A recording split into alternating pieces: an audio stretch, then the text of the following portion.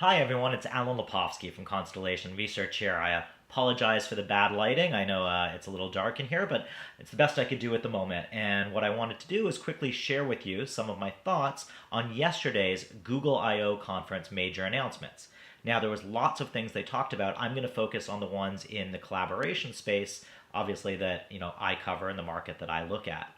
So they announced two new collaboration tools or communication tools.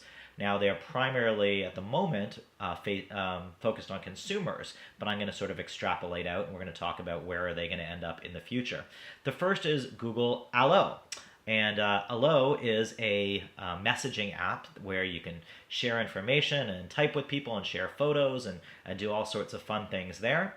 And the second is Google Duo, which is very similar, but instead of texting back and forth and sharing photos, it's a one-to-one video conferencing application. So it's you doing video sharing, real-time communication with another person. Now, of course, the first thing I think about is, well, why weren't these two applications kind of made together? Why isn't there one application? So if you look at these two worlds, they're competing with essentially products like Facebook Messenger, the Messenger on iOS, so iOS Messenger. They're competing with FaceTime, they're competing with WhatsApp, they're competing with Snapchat, all of these different tools. So you have one for doing your messaging and group messaging and photo sharing, and then another application for video. Now, Google's portfolio in this space is kind of complex. They already have Google Messenger, which is an SMS and text messaging application that runs on their devices that you can send messages back and forth with. They have Google Voice, not to mention former products like Google Chat and Google Talk, which kind of worked their way into becoming Google Hangouts. So Google Hangouts has sort of become their text messaging, video conferencing, photo sharing application. And how is that going to compare to what they're doing with Allo and Duo? But we'll stick by and see what they're doing in this space. Speaking of spaces, they announced another product a few days before I/O. They didn't really get into it in a lot of detail at I/O itself. Another product called Spaces. Now, Spaces is for sharing, again, with things with a group of people, but more focused around a specific topic. So Spaces has a website, but it also currently has an application. So you can go in and you can create an application. The examples here they show is about comic books, or there's a space about the Google I/O event itself. You can get in and share information about a topic. Well, again, how does that compare to some of the other things they have, like Google Keep, which is a note-taking application similar to something like Evernote, where I can take information and put it in there. Why don't they just focus on that application and make Google Keep a team-based application instead of having a separate product for Spaces?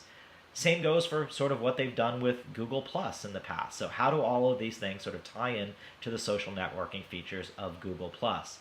Now, the thing about all of these, starting with Google Plus and working its way all the way back to Allo and Duo, looking at these products, they do a fantastic job. I think in almost every one of these cases, the Google product is actually better than their competitive products. I think Google Plus is a better product than Facebook.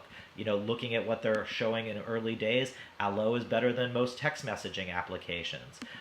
Duo is going to have some things that FaceTime doesn't have.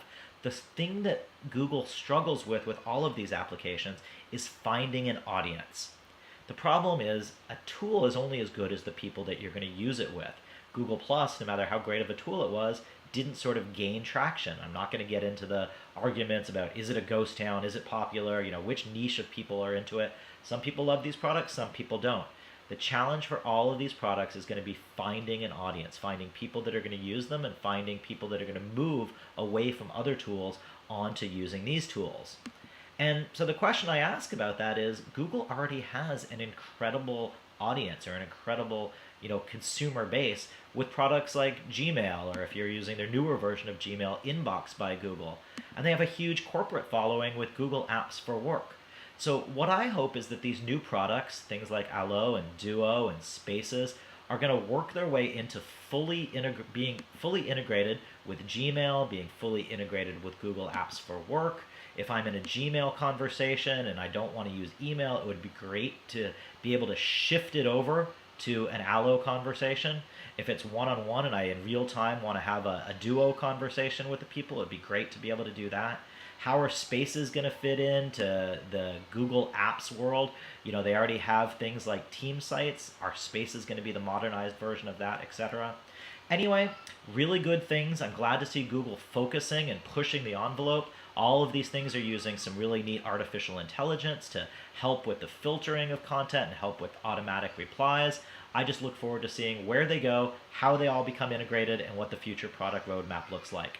I'd love to hear your feedback. This is Alan Lepofsky for Constellation Research, talking about some of the collaboration aspects of day one of Google I/O. Thanks for listening. Bye.